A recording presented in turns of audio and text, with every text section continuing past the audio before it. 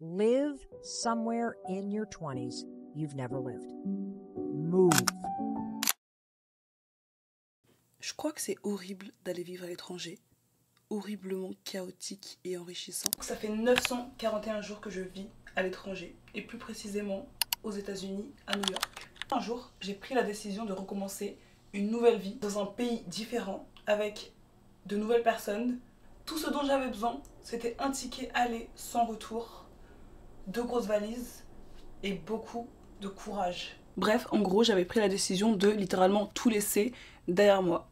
Je me revois encore assise dans l'avion, terrifiée, à me demander mais qu'est-ce que tu es en train de faire? Qu'est-ce que tu es en train de faire là tout de suite? C'était un sentiment de, je sais pas, j'avais peur, mais à la fois j'avais de l'espoir pour le futur, et ça faisait très longtemps que je n'avais pas eu d'espoir. Avant de partir, je me sentais coincée dans une vie qui me convenait absolument pas. J'étais perdue, j'étais désespérée comme je vous le disais dans mes vidéos précédentes, mais j'avais ce besoin urgent de partir. C'était, je le ressentais en moi quoi. Fallait vite que je parte. L'idée c'était de partir pour guérir. À l'époque j'étais persuadée que en partant j'allais laisser tous mes problèmes en France et que j'allais débarquer dans un nouveau pays.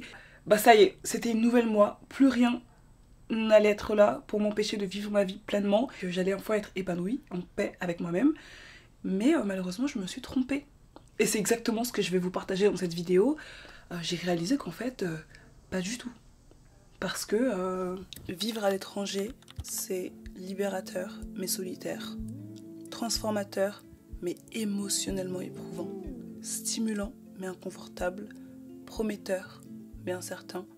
Motivant mais effrayant. Bref, c'est beaucoup plus compliqué que ça en a l'air. In your 20s, move. You can always move back. Plus, you live in a remote world now. Anything is possible. A big move doesn't have to be forever.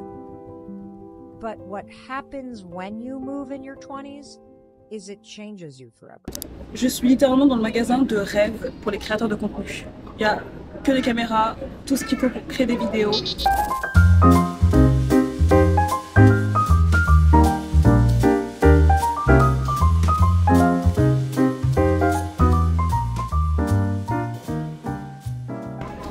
Mais j'ai trop envie de vlogger avec un caméscope. En fait, c'est trop stylé le fait de tenir, etc. J'ai investi dans un nouveau matériel pour améliorer le son de mes vidéos. J'espère que ça va vraiment fonctionner. On m'entend 1 fois sur 5 dans mes vlogs. Et du coup là j'espère qu'il y aura une grosse différence. N'hésitez pas à me le dire en commentaire si vous sentez quelque chose de différent. Franchement s'il n'y a pas de différence, dites-le moi quand même. Faites semblant.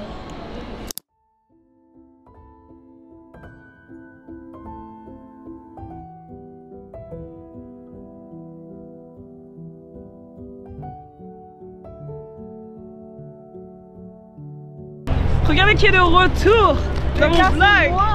Notre star, Victoria. Arrêtez.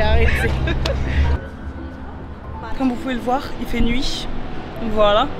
Et j'ai à peine vlogué durant la journée. Sauf que cette fois-ci, je me suis dit, encore une fois, il est hors de question de ne pas finir cette vidéo. Je vais vous montrer New York la nuit. Je sais pas trop si on va me voir par contre, hein, mais vous allez bien m'entendre, normalement. Avec ce nouveau outil là, ce nouveau truc là pour mon micro. Normalement ça doit être un peu mieux. Anyways, d'abord on va se trouver un truc à manger parce que j'ai trop faim. Let's go.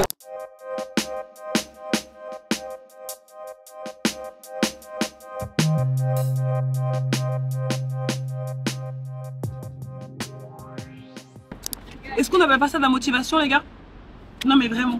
Il est 10h, il est 22h18 et là je suis bien équipée là pour vous faire le vlog. 3 pizzas, je crois que j'avais trop faim. Je vais jamais réussir à finir tout ça. Mais anyways, meilleur cookie de New York, meilleure pizza de New York, de l'eau gazeuse, et c'est parti. Ça a l'air incroyable, on va essayer ça tout de suite. Le homesickness. En gros, c'est avoir le mal du pays. C'est quelque chose qui arrive à peu près à toutes les personnes qui décident un jour d'aller vivre à l'étranger. Personnellement, je crois que les 3 premiers mois, j'étais trop immergée dans l'aventure, j'étais trop euphorique à l'idée de tout découvrir que j'ai pas ressenti ce mal du pays. Mais au bout de quelques mois où ça a été installé, t'as ta petite routine, etc. Là, tu te rends compte qu'en fait, ah mais c'est pas des vacances. Je vais vraiment rester vivre dans ce pays encore. À l'époque, c'était 1 an. J'avais prévu de rester 1 an aux États-Unis. Je me disais, ah ouais, qu'est-ce que je fais là? Quand ta famille commence à te manquer, tout ce que tu as envie de faire, c'est de t'isoler. Tu peux pas appeler tes potes à n'importe quelle heure parce qu'il y a le décalage horaire, etc. Bref, il y a eu ça en premier. Puis ensuite, il y a eu ce sentiment de solitude. Je crois que ça va ensemble un petit peu. Moi, j'ai toujours été solitaire, je m'en fiche de traîner toute seule, d'être toute seule. Et c'est toujours le cas d'ailleurs. Sauf que là, c'était une autre sensation en fait. Avant, il y avait ma famille autour, là, il y a vraiment plus personne. Moi uniquement, et c'est tout. Et je pense que ça a été le plus compliqué. Et c'est d'ailleurs la raison pour laquelle j'ai commencé cette chaîne YouTube. C'est parce qu'en fait, j'avais trop de choses à dire. Mais j'appelais mes sœurs à 3 h du mat pour eux en France. Moi, il était encore tôt et personne ne répondait. Ce qui est normal parce qu'elles dormaient. Mais du coup, j'avais un truc à raconter quoi. Et une autre réalité quand on vit à l'étranger, c'est qu'en fait, on rate plein de choses. Des événements, des décès. On ne peut pas être là quoi à chaque fois. Des anniversaires, des mariages. On peut très vite être amené à culpabiliser. Voilà, moi je suis là, très loin de tout le monde. Et je manque tous les bons moments passés avec la famille, etc. Au mois de mars dernier, je suis rentrée en France après avoir passé un peu plus d'1 an aux États-Unis. Quand j'ai vu mes parents, là j'ai réalisé quoi. Je me suis dit, mais ils ont vieilli. Avant, quand je vivais avec eux, je voyais pas mes parents grandir. Je les voyais pas vieillir, etc. Je voyais pas les cheveux blancs, les rides, etc. Le fait qu'ils marchaient un peu plus lentement, qu'ils étaient beaucoup plus fatigués. Là, je suis rentrée, les gars, après plus d'1 an. J'ai regardé mes parents et je me dis, mais attends, qu'est-ce qui s'est passé? J'ai manqué tout ça? Et là, je sais pas, j'ai commencé à culpabiliser. Je me suis dit, en fait, pendant que tu es à l'étranger, tu rates pas que des événements. Tu rates aussi du temps passé avec ta famille. Et ça, je sais que c'est quelque chose que je vais forcément regretter dans quelques années. Mais voilà, c'est quelque chose que j'ai en moi et je sais que c'est hyper triste. Hein. Mais malgré ça, je décide quand même de rester aux États-Unis parce que je vous dirai après les raisons pour lesquelles je suis toujours là et ce qui me motive à rester ici. Je vais pas vous mentir, ça peut être compliqué quoi. Bien évidemment qu'on s'appelle souvent, etc. Mais ça ne sera jamais la même chose. Faire le deuil de certaines relations. En fait, le fait d'aller vivre à l'étranger, ça vous éloigne physiquement, mais pas que physiquement. C'est vraiment mon avis perso pour le coup, mais moi, ça a été compliqué de garder la même relation avec mes sœurs que j'avais avant. Avant, je les appelais à tout va, quoi. Je leur racontais tout. Elles connaissaient chaque détail de ma vie. Et là, aujourd'hui, c'est plus du tout le cas. Enfin, avant, on avait cette relation de meilleurs potes un peu. Et depuis que j'habite aux États-Unis, ça n'existe plus, quoi. Et je parlais avec ma psy, etc. Elle me disait, mais bien sûr que ça sera plus jamais pareil. Les relations que tu as avec les gens, déjà de une, parce que tu grandis émotionnellement. Les centres d'intérêt changent aussi. Vous changez, vous grandissez chacun de votre côté. Donc ça ne sera plus jamais pareil. Et quand elle m'a dit ça me fait trop de la peine, en fait. Elle m'a dit, tu dois faire le deuil de ta relation. Enfin, des relations que tu avais avec certaines personnes à l'époque. Et là, je me suis dit, mais j'ai pas envie. Mais en fait, je ne choisis pas. C'est juste comme ça. Voilà quoi. C'est ok? C'est ok? Non, c'est pas ok. Je mens, c'est pas ok. Mais il faut l'accepter en fait. Il faut l'accepter et tant qu'on garde une bonne relation, etc.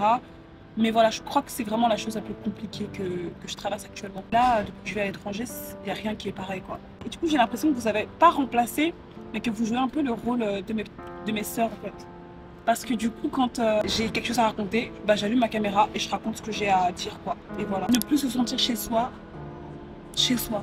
Je suis rentrée, comme je vous disais, au mois de mars dernier. Et en fait, je sais pas pourquoi je me sentais comme une étrangère. Alors que j'ai littéralement passé toute ma vie dans le même appartement, enfin toute ma vie. De mes 5 ans à mes 21 ans, je l'ai passé au même endroit, dans la même chambre. Mais là, je suis rentrée chez moi, j'ai regardé autour de moi. Et je sais pas, j'ai eu cette sensation trop bizarre. J'étais contente d'être là pour voir ma famille, etc. C'est comme si ça avait été un rêve en fait. Que j'avais imaginé toute ma vie dans cet appartement, mais que ça n'avait jamais existé. Et par contre, là où j'ai grandi, mon appartement d'enfance à Paris avec mes parents et tout, je pourrais plus y vivre, je crois. Paris, c'est vraiment ma ville de cœur, etc. Il m'a fallu une après-midi pour réaliser que je n'allais plus jamais y vivre. Et tout, en fait, l'environnement, il n'y a rien qui avait changé. Tout était pareil.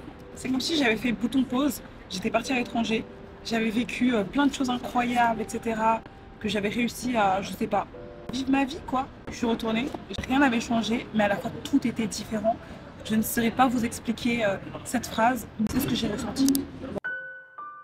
Je crois que je veux pas retourner dans ma ville natale parce que partir de son ancienne ville c'est assez particulier. Je crois que je déteste même cet endroit. C'est à la fois mes plus beaux souvenirs y sont nés, mais aussi les pires. Et l'idée de rentrer me rend malade. En fait, j'ai été exposée à tellement plus depuis que je suis partie. Quand j'y retourne, je me sens comme une étrangère. Ouais, en fait, je refuse d'y vivre à nouveau. Il est 1h du mat. Je suis exténuée, mais vraiment. Mais devinez quoi, on va continuer cette vidéo. Pour les personnes qui ont toujours voulu aller vivre à l'étranger ou qui ont actuellement envie d'aller vivre à l'étranger, malgré tout ce que j'ai pu vous dire, malgré tout ça les gars, si vous voulez partir, faites-le. Franchement, allez-y. Il y a toujours un moyen de prendre un billet retour pour rentrer. Mais allez aussi loin que vous le pouvez. Allez aussi loin, voyagez, partez. On va parler de toutes les raisons pour lesquelles vous devez absolument au moins une fois, mais vraiment au moins une fois, peu importe la durée, mais au moins une fois dans votre vie, c'est essentiel, voilà, pour moi, d'aller vivre à l'étranger. Seconde. Parfait. La raison numéro 1, c'est que, en plus d'avoir un nouveau départ, vous pouvez devenir exactement qui vous voulez. Vous pouvez devenir qui vous voulez. Il n'y a plus le regard de la voisine du 5e ou de Madame Michel. Non. Ou de votre cousine. Non. Je sais que je parle beaucoup d'être soi-même, etc. dans mes vidéos. Mais le fait d'aller vivre à l'étranger, ça facilite énormément. Personne ne vous connaît là-bas. Personne ne vous connaît.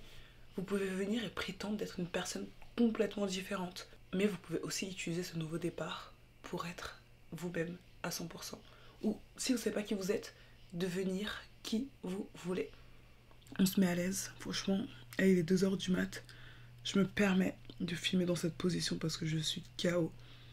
Mais bref, aller vivre à l'étranger, ça va aussi vous permettre de faire des rencontres incroyables. Alors attention, je ne dis pas qu'on ne peut pas faire de bonnes rencontres dans notre pays d'origine, etc. C'est faux. Mais en fait, là, je pense que en 2 ans et demi, j'ai rencontré des gens de partout. Rien que la semaine dernière, j'étais avec Valé qui était dans mon vlog. Elle vient du Costa Rica. J'ai rencontré des gens de vraiment partout avec une mentalité différente. Et en fait, ça permet tellement de pouvoir échanger, de comparer nos cultures et tout. Enfin, ça se fait aussi en France. Ça se fait partout. Mais je sais pas pourquoi, j'ai l'impression qu'à l'étranger, c'est beaucoup plus facile de s'ouvrir aux autres. En France, enfin, dans notre pays d'origine, on est un peu dans notre zone de confort, etc. On ne fait pas l'effort d'aller parler aux gens, etc. À l'étranger, t'es un peu obligé en fait. T'es un peu obligé à un moment donné de sortir et d'aller parler aux gens. Apprendre une langue différente, une culture différente, une manière de vivre complètement différente en fonction du pays dans lequel vous décidez d'aller vivre. Je trouve ça hyper enrichissant. Passez du temps avec vous-même. Vous allez apprendre à vous connaître, vous reconnecter avec le vrai vous. Vous allez apprendre à vous écouter, grandir, mais tellement. Aller vivre à l'étranger, ça vous fait grandir, hein. En fait, dites-vous que tout ce qui est difficile, ça vous fait grandir. Aller vivre à l'étranger, c'est dur, ça vous fait grandir. En fait, vous allez être tellement fiers de vous de l'avoir fait. C'est tellement dur, mais à la fois tellement, tellement gratifiant. Et en fait, parfois, je me dis, j'ai fait le plus dur. J'ai réussi à partir une fois dans ma vie. Et là, j'ai envie de faire ça, mais toute ma vie. Aller découvrir chaque pays, etc. Il y a tellement de choses à découvrir que je refuse de retourner là où j'étais avant. Bien sûr, pour visiter ma famille, etc. Franchement, je vous le dis, hein, être ici, aux États-Unis, à l'étranger, c'est vraiment la meilleure chose, la meilleure décision que j'ai pu prendre dans ma vie. Ça a changé considérablement ma vie. C'est pas genre ça a un peu changé ma vie. Non, avoir pris la décision de partir, c'est... ça a tout changé. Alors, franchement, si vous hésitez encore, dites-vous. Moi, je me dis souvent, et si quand j'hésite à faire quelque chose, et si ça pouvait m'apporter ça, et si je pouvais devenir ça, mais uniquement avec une fin positive, vous voyez. Bref, avant de vous laisser, j'aimerais aborder un dernier sujet. Est-ce qu'aller vivre à l'étranger, est-ce que partir l'endroit dans lequel on n'est pas bien peut nous guérir? La réponse est assez mitigée parce que j'entends beaucoup de personnes qui disent que ils ont réussi à guérir à l'étranger, etc. Que ça a sauvé leur vie d'être allé vivre ailleurs. Là, je donne vraiment mon avis personnel. que vous partiez vivre ailleurs ou pas, il y a un moment donné où ça va vous rattraper. Les premiers mois que j'ai passé aux États-Unis, comme je vous disais, bien évidemment, j'étais bien et tout, j'étais persuadée, j'étais passée d'un état particulier à un état complètement différent. Je me suis dit, ah ça y est, j'ai guéri. Mais j'avais pas guéri, hein. J'avais juste continué d'avancer en fait. Et en fait, il y a tellement de choses qui se passaient dans ma vie que bon bah, il n'y avait pas le temps de penser. Je me suis rendu compte d'un truc, c'est que oui, ça peut aider énormément à votre guérison de le faire ailleurs. Mais c'est hyper bateau ce que je m'apprête à dire, j'ai même pas envie de dire tellement que c'est cliché. Mais c'est une réalité, je suis désolée, je suis obligée de dire. Le vrai bonheur se trouve en vous. Le vrai bonheur se trouve en toi. Mais vraiment, c'est à l'intérieur de toi qu'il est présent. C'est pas dans un nouveau pays, dans un nouveau vêtement, une nouvelle coupe de cheveux, dans un nouveau sac ou dans une nouvelle paire de chaussures ou quelque chose comme ça. Ou dans une personne que tu rencontres. Le vrai bonheur, tu le construis à l'intérieur de toi. Et peu importe là où tu iras, tu trouveras l'endroit magnifique.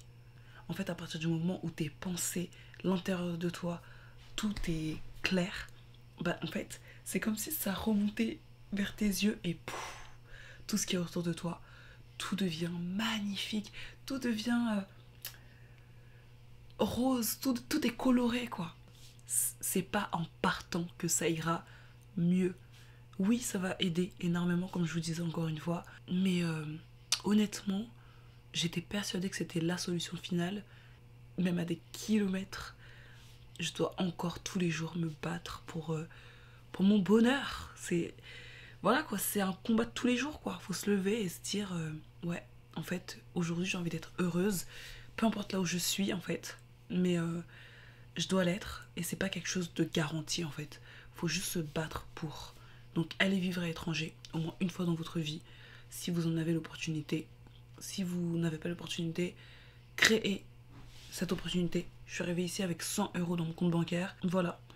J'avais zéro chance de pouvoir le faire. J'avais pas mon permis pour même pouvoir faire au pair à l'époque. Je l'ai passé en 2 mois, je l'ai obtenu. En fait, à partir du moment où vous êtes déterminé à vouloir faire quelque chose, vous pouvez le faire. Il est 2h. Il est 2h02. Il va vraiment falloir que j'aille dormir. Bref. Du coup, est-ce que vivre à l'étranger, c'est facile? Non. Est-ce que ça en vaut la peine? Oui. Encore une fois, si vous êtes à l'étranger et que vous ressentez que c'est pas fait pour vous, partez, rentrez, c'est pas grave. C'est pas un échec. Au moins, vous avez eu le courage d'essayer. Il y a toujours un billet retour, les gars. Il y a toujours un moyen de retourner chez vous. Est-ce que c'est beaucoup de sacrifices? Oui, c'est énormément de sacrifices. Est-ce qu'à côté de ça, ça apporte énormément d'opportunités? Oui. Et je vais pas vous mentir, hein. Très souvent, je me dis, mais en fait, j'ai envie de rentrer. Il faut vraiment que je parte. Qu'est-ce que je fais ici? Puis après, je me rappelle, je me dis, mais c'est pour mon futur, pour réaliser tous mes rêves. Ouais, en fait, je me rappelle à moi-même que c'est pour moi que je fais tout ça. En fait, ça me rend tellement fière. Rends-toi fière. Prends des décisions au quotidien pour te rendre fière. Petite, grande. Vas-y petit à petit. Décide pas d'aller comme ça d'un coup à l'autre bout du monde, mais ça doit être un projet. Si t'es dans ta vingtaine, dans ta trentaine, peu importe en fait, mais c'est quelque chose, j'encourage tout le monde à le faire. Voilà, je l'ai déjà dit. Rends-toi fier, tu peux le faire, je l'ai fait, tu peux le faire aussi. Il y a plein de gens qui l'ont déjà fait avant. C'est normal d'avoir peur, c'est normal d'avoir des doutes. On se dit à très bientôt, ok? Je vais aller dormir et je vous fais de gros bisous. Et mais attendez, je viens de me rappeler d'un truc. Oh, j'arrive pas à y croire. Ça c'est vraiment la meilleure sensation au monde. Quand t'oublies que t'as acheté un truc incroyablement bon.